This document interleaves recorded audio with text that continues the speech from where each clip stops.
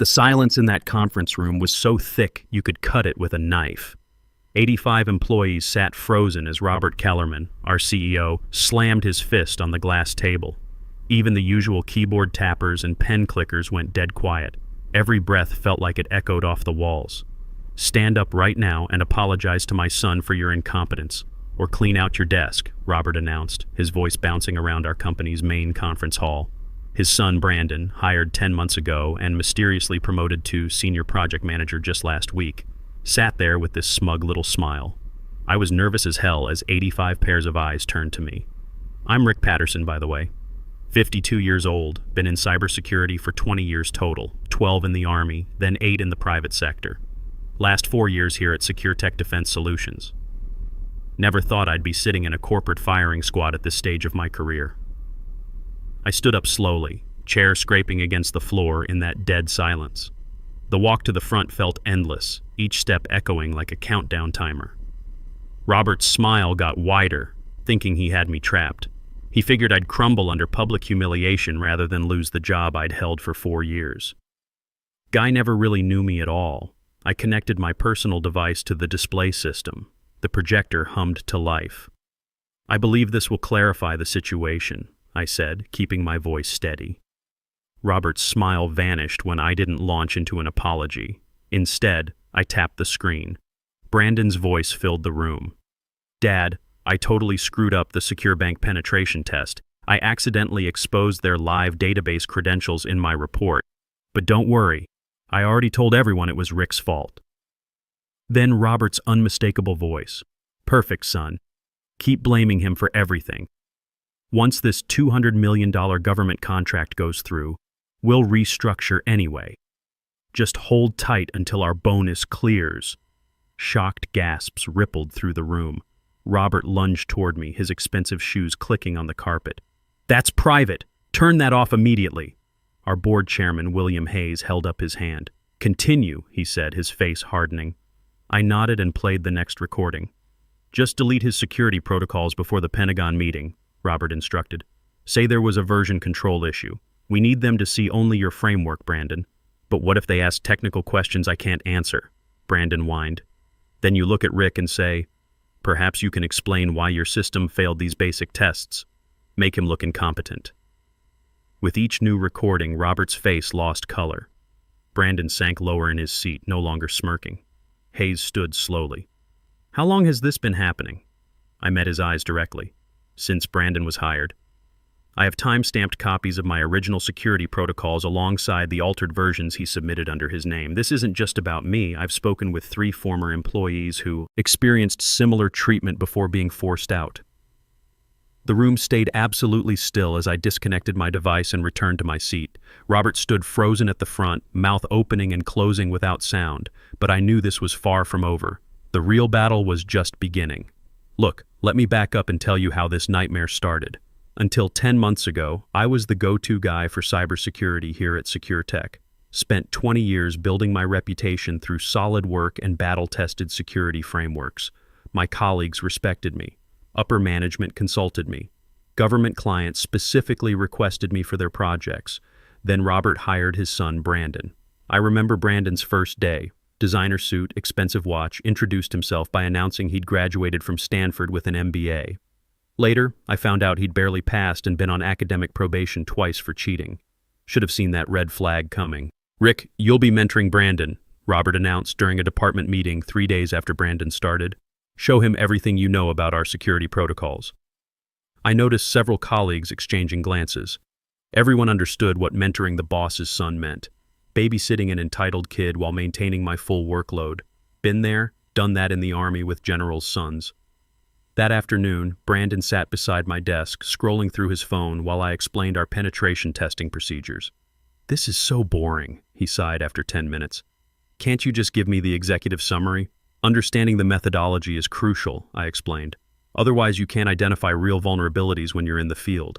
"Otherwise what? My dad runs this company. I don't need to understand every technical detail." Yeah, I should have seen it coming right then, but I still believed in merit and hard work. Still believed the system would reward competence. What a fool I was. The first project I assigned Brandon was straightforward. conduct a basic security audit on our internal email system. I gave him templates, clear instructions, and my direct extension for questions. Standard stuff we'd done 100 times before. 3 days later at the department review, Brandon presented a completely different analysis than what I'd requested. The audit was superficial, missing critical vulnerabilities, and several conclusions contradicted our established security standards. When Hayes asked about the discrepancies, Brandon turned to me with wide eyes. "Rick told me to do it this way. I was just following his instructions." Every eye in the room turned to me. "That's not correct," I said carefully. "The instructions I provided were standard protocol for—" "Are you calling my son a liar?" Robert interrupted, his voice dangerously quiet. "Here's the thing. In the military, you learn to recognize an ambush when you see one. This was textbook. But I was caught in civilian territory with civilian rules. The meeting continued with me trying to salvage the presentation while defending my reputation. Afterward, Robert pulled me into his office. Guy had this corner office with floor-to-ceiling windows, probably cost more than my annual salary to furnish. "If you can't work effectively with Brandon, maybe we need to reevaluate your position," he said, examining his nails like he was bored. "He's new and learning. You're supposedly experienced. Any failures reflect more poorly on you than him." That was just the beginning.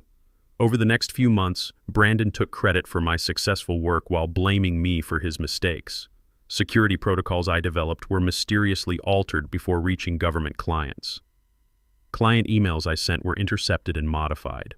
My performance reviews went from excellent to mediocre practically overnight. Colleagues who had once sought my technical advice now avoided me in the hallways. 20 years of building my career was dissolving before my eyes, and there wasn't a damn thing I could do about it through normal channels. The breaking point came during preparations for the Pentagon cybersecurity contract, the biggest deal our company had pursued. $200 million over 5 years to secure critical defense infrastructure across 15 military installations. I spent weeks developing comprehensive security frameworks, analyzing threat vectors, and creating detailed implementation strategies. Brandon contributed nothing except complaints about the long hours and questions about whether we really needed all this security stuff. The night before our presentation to the Pentagon Review Board, I stayed late finalizing my protocols. The office was nearly empty when I heard voices from the break room. In the Army, you learn to move quietly and listen carefully. Old habits. "Dad, I'm worried about tomorrow. Rick's security framework is really complex. What if they ask me technical questions about penetration testing?" I froze outside the door. Brandon's voice had that whiny quality it got when he was stressed. "Don't worry, son," Robert replied. "I've already spoken to Hayes about your concerns regarding Rick's work. I suggested you present an alternative framework, which I'll help you create tonight. We'll let the Pentagon decide which approach is better, but his protocols are actually solid. I ran them through the testing suite. Security can be implemented many ways. We'll just frame his as unnecessarily paranoid and expensive. Trust me, by next month you'll be leading that department and Rick will be looking for a new job." I backed away silently, mind racing. Everything suddenly made sense. The altered reports, the missing emails, the whisper campaign against me.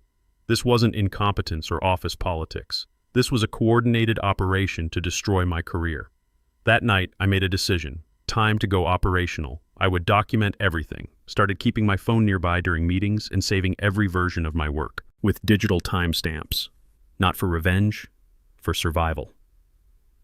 The next day, I watched in silent fury as Brandon presented his alternative security framework to the Pentagon board. It was an almost exact copy of my work from 8 months earlier, but with the encryption standards weakened and the monitoring protocols simplified. Basically, he'd taken a bulletproof vest and removed half the Kevlar. "I'm concerned about the overly complex approach Rick prepared," Brandon said, flashing a worried look at the board members. "It's unnecessarily paranoid and could slow down critical operations. My framework maintains security while improving efficiency." I waited for someone to recognize my previous work, but no one did. Or if they did, they said nothing. Military guys on the board should have caught the technical flaws, but they were focused on cost projections. After the meeting, Hayes called me into his office. "Rick, I'm concerned about your recent work. Brandon's framework seems much more practical for our operational needs." "Sir, the framework he presented Uses outdated encryption that's vulnerable to standard penetration tools. Any halfway decent hacker could. Are you suggesting you understand Pentagon requirements better than our senior project manager? He interrupted, nodding toward Brandon's newly assigned title on the org chart behind his desk. I stared at that chart. Senior project manager.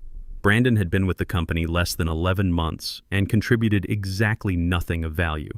Meanwhile, guys with security clearances and 15-plus years experience were still stuck in analyst positions.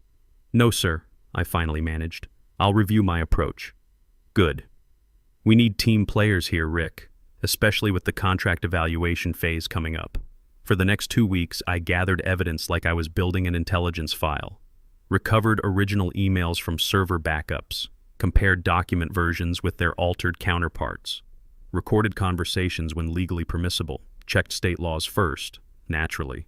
Reached out to former employees who'd left under similar circumstances. What I discovered was worse than I'd imagined. This wasn't just about Brandon. Robert had been systematically pushing out talented employees who might threaten his position or refuse to play along with his schemes. He'd built loyalty through fear and favoritism, not respect. Classic authoritarian playbook. 3 former employees confirmed the pattern. Sarah Martinez, former network security specialist, forced out after refusing to sign off on substandard firewall configurations. Mike Rodriguez, former penetration tester, pushed out after questioning inflated billing hours to government clients. Jennifer Walsh, former compliance officer, restructured out after raising concerns about documentation irregularities. All had families. All had needed their jobs. All had kept quiet to protect their references. Then came the week that changed everything. The Pentagon contract was proceeding based on Brandon's flawed framework, and security issues were emerging exactly like I'd predicted. Rather than acknowledge these problems, Robert decided to find a scapegoat. Me. The morning before the all-hands meeting, he cornered me in the elevator. "Tomorrow's meeting won't be pleasant for you," he said with that tight smile he probably practiced in the mirror. "But if you publicly apologize for your mistakes and acknowledge Brandon's superior work, I might consider keeping you on in a reduced capacity. Maybe move you to our internal IT support team." I looked him directly in the eyes. "And if I don't, then empty your desk before you leave today. Your choice, Rick. But understand, I have connections throughout this industry. One phone call from me, and you'll never work cybersecurity again." The elevator doors opened, and he stepped out, confident in his victory. He had no idea what was coming. That night, I couldn't sleep. My career, my reputation, my daughter's college fund, everything I'd worked for hung in the balance. Was I really prepared to risk it all? At 52, starting over in cybersecurity isn't exactly easy. Most companies want young hotshots, not graying veterans. As dawn broke, I made the call that would change everything. Dialed up Jonathan Hayes, a buddy from my Army days who now worked cybersecurity for the Defense Department. We'd served together in Iraq, and John understood the importance of operational security better than most. "John, it's Rick. I need you to witness something today. Everything all right? You sound like you're planning something." "Maybe I am. Can you meet me for coffee before work?" We met at a diner near the office. I showed him the recordings, the altered documents, the pattern of sabotage. John listened without interruption, occasionally taking notes in that careful way intelligence guys do. When I finished, he closed his notebook. "Why come to me instead of your board directly? Because Hayes has been dismissing concerns about Robert for months. You're the only person with enough pull who might actually care about what's happening to a Pentagon contract." He nodded slowly. "What do you need?" "Attend today's meeting. Witness what happens. Then decide if this company should be trusted with national security." John checked his watch. "I'll make some calls. But Rick, once this ball starts rolling, there's no stopping it. You sure you want to go down this road? Already too far down to turn back." I arrived at the office an hour before the meeting. As I walked through the lobby, I noticed unfamiliar faces in suits speaking quietly with Hayes in his office. The conversation looked serious, a lot of hand gestures and document passing. My desk phone rang. "Rick, come to my office now." Hayes' voice was clipped. Walking across that floor felt like crossing a minefield. Every eye tracked my movement, speculation rippling through the department. They all expected today to be my last day. Hell, maybe they were right. Hayes wasn't alone when I entered. Two Pentagon officials in dress blues and a woman I didn't recognize sat with him. John was nowhere to be seen, but I caught his reflection in the window, standing in the hallway, observing. "Close the door," Hayes said. I did, fighting to keep my breathing steady. "These are serious accusations you've made," he began, tapping a folder on his desk. "Robert's been with this company for 14 years and generated significant growth." "Yes," I agreed, "by taking credit for other people's work and eliminating anyone who threatens his position." The unknown woman leaned forward. "I'm Patricia Wells from DoD Inspector General. We've reviewed the materials you provided to Mr. Hayes. While recordings made without consent can be legally problematic, the documentation of altered security protocols presents a pattern we cannot ignore." Here it comes, I thought. They're going to protect Robert and throw me under the bus. "However," Patricia continued, "the testimonies from former employees and the compromised Pentagon framework present a national security concern that supersedes internal company politics." Hayes sighed heavily. "We're in a difficult position. The Pentagon contract is proceeding based on security protocols that may be fundamentally flawed." "They are," I confirmed. "But there's still time to implement proper security if we act quickly." The Pentagon officials exchanged glances. "The all-hands meeting begins in 20 minutes. Robert expects to publicly discipline you, after which he'll announce Brandon's promotion to department director." "And now?" I asked. "Now we want to see exactly how far they'll go," Hayes said.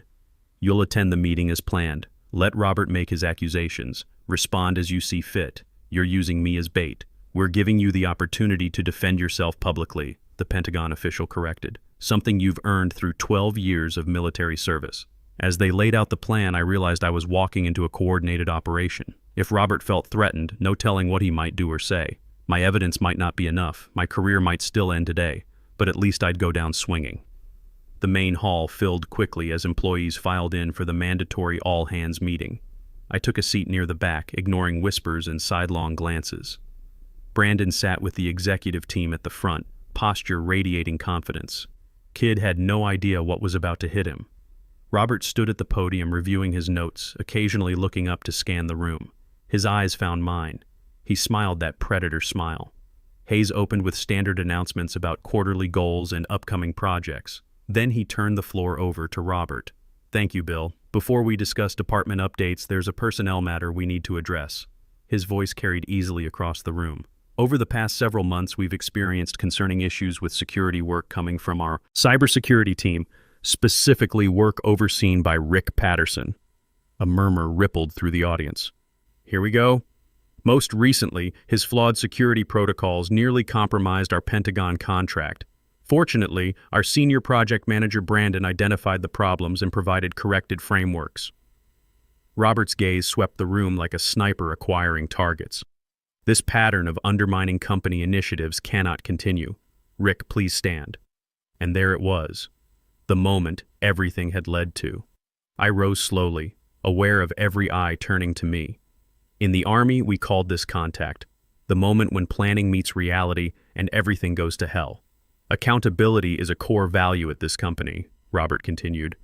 "We all make mistakes, but refusing to acknowledge them is unacceptable." I walked to the front of the room, connected my device to the display system, and looked Robert straight in the eye. "You're absolutely right about accountability," I said. "So let's talk about what really happened." That's when I hit play. Brandon's voice filled the room crystal clear.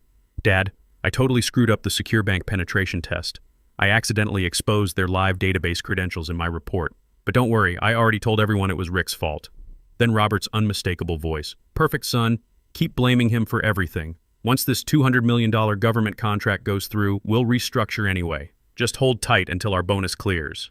The silence was deafening. You could have heard a pin drop. Then the shocked gasps started rippling through the room like a wave. Robert lunged toward me, his face red as a lobster. "That's private. Turn that off immediately." Hayes held up his hand. "Continue." I played the next recording. "Just delete his security protocols before the Pentagon meeting," Robert instructed. "Say there was a version control issue. We need them to see only your framework, Brandon." "But what if they ask technical questions I can't answer?" Brandon whined like a kid who forgot his homework. "Then you look at Rick and say, perhaps you can explain why your system failed these basic tests. Make him look incompetent." With each new recording, Robert's face lost more color. Brandon sank lower in his seat, no longer smirking. Kid looked like he wanted to crawl under the table.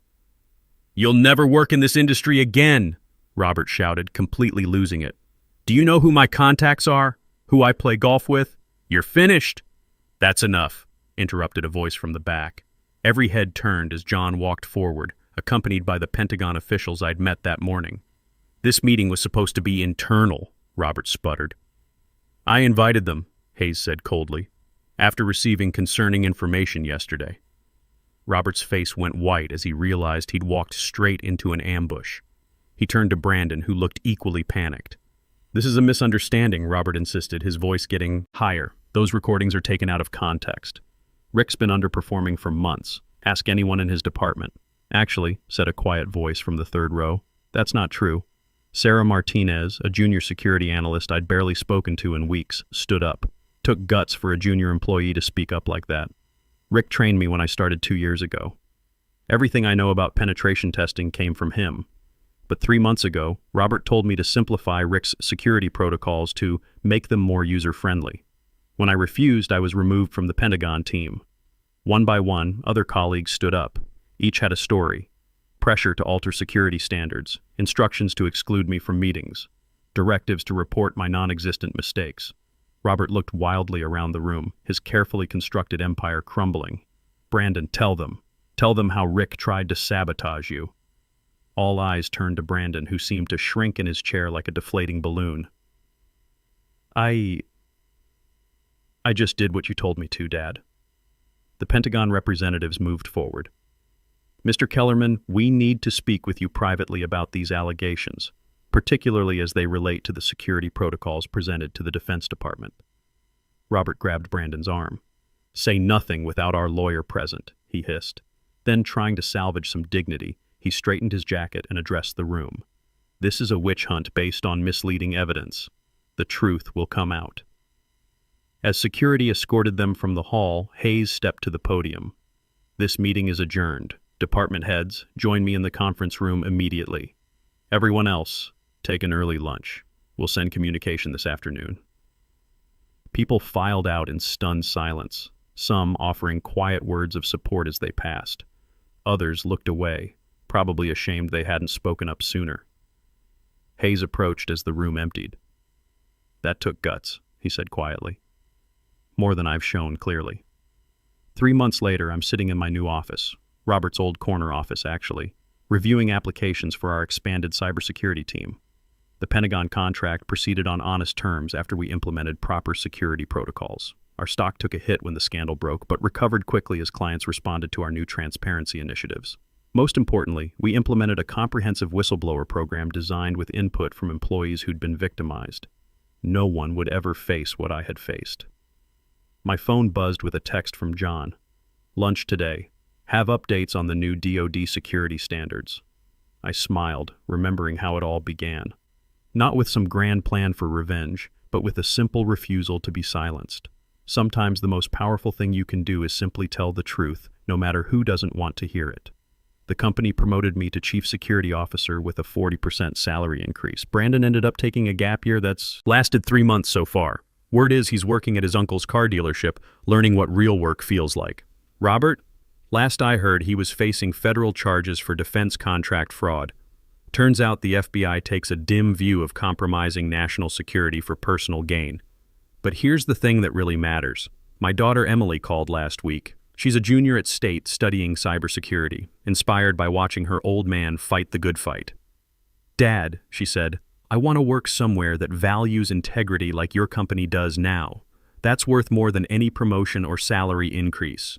Building something better for the next generation, making sure they don't have to fight the same battles we did." If this story resonates with you, remember this. Sometimes standing up for what's right is the only choice that lets you sleep at night. And sometimes, just sometimes, the good guys actually win. You don't have to be a hero to do the right thing. You just have to refuse to be part of the problem. That's how you change the game.